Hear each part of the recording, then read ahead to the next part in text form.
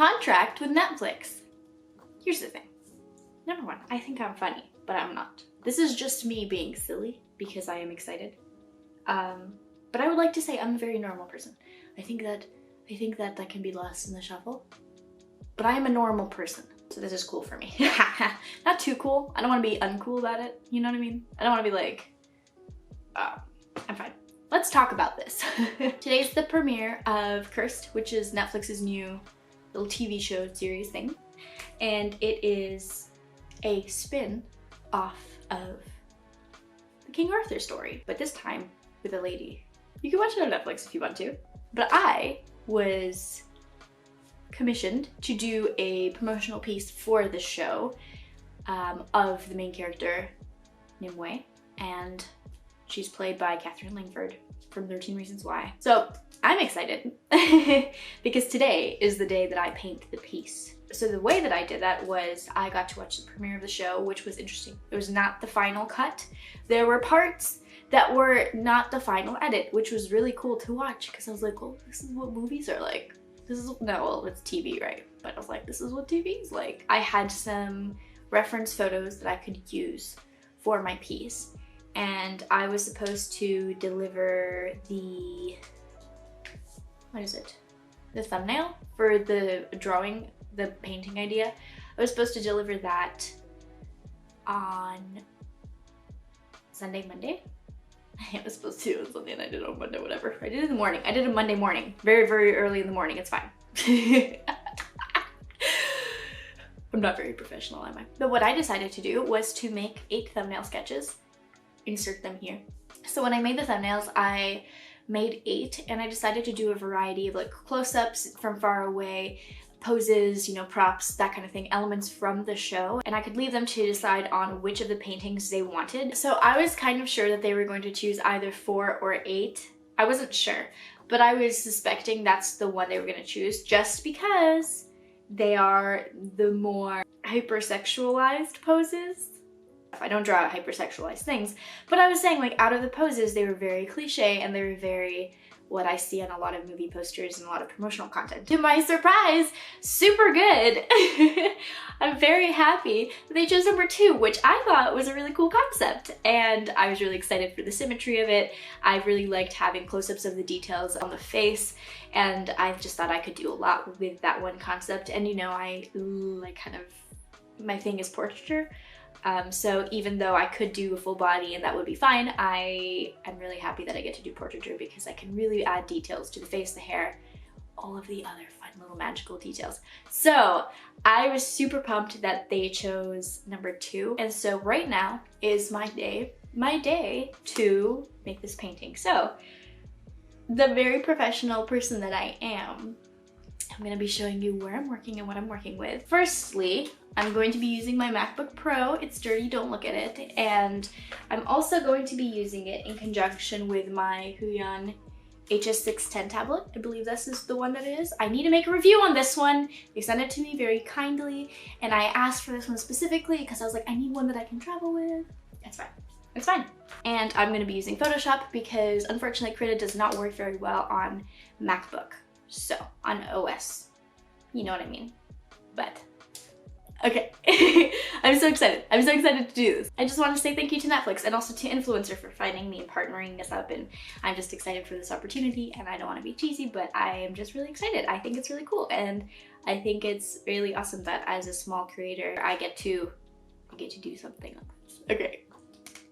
Let's get started. This is a nice way of looking at how I work, but this is usually just the reality of the situation. And it's like, yeah, it's comfy. I'm going to just talk through the rest over the speed painting and talk about my process and everything that's going on because I have no idea what I'm gonna do right now. And I know that it's probably gonna overheat. It's not like this is the cute way of making it look. Usually I kind of have it on my legs, so my legs are like holding it up. Just whatever. Hi, this is voiceover me from the future, ho ho, showing you an idealized way of how I would digitally paint, but realistically, I sit back, watch some Netflix or YouTube, listen to some music or an audiobook, have a laptop on my legs so it doesn't overheat, and work for 4 hours and blow my brains out because my hand really hurts. It's fine. I thoroughly enjoy digital painting, so every opportunity I have to do it is a blast for me. Talking about my process, I really struggled with getting Nimwe's face looking like her actual face. Catherine Langford has super unique features. All of her features are very small, but they're also all very pronounced. You know, she has a distinctly shaped nose, her nostrils are shaped in a certain way. Her face shape is odd to draw, to be honest. And then her lips just kind of do a thing. What I'm trying to say is to capture the same likeness took a second for me, and I'm hoping that I did a good job in the end with it.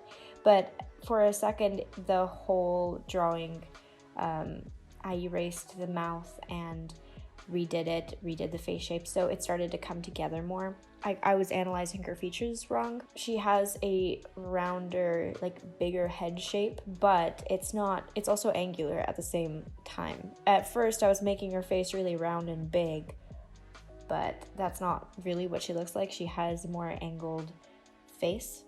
It is round, but it also has like very strong cheekbones and a strong chin. It's hard to explain, but I was just having trouble with everything, getting it all to look good and cohesive. And that's a lot of my painting process, is just trial and error, just seeing what works, and if it doesn't, scratching that and working on something else. One thing that did not really help me was I didn't have a reference photo of Catherine Langford with the exact pose that I wanted. Obviously, I didn't have the option to get that reference photo. So what I ended up doing was combining the references that I was sent for the promotional content, the references that I could use for her hair, clothing, sword, all that good stuff.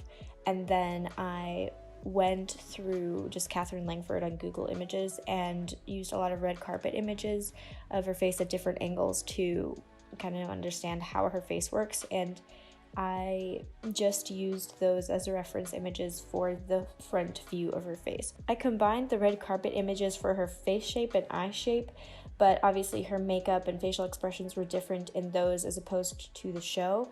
So I would go back to the images from the show to really understand how to do her hair and the rest of her makeup and to get everything to look good and cohesive. So that was my biggest struggle with this piece, but it really wasn't that bad. The process took me around 4 hours to paint, not including exporting it, taking it into Lightroom and editing it there, bringing it back into Photoshop and adding more details, more glows, all of that.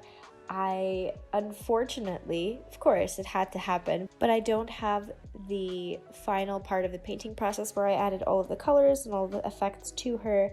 But that's something that I usually don't really show in my videos at any rate, because it is such a messy process. And I usually will take a painting into Lightroom and put on a bunch of my personally created presets that I use for my actual photography.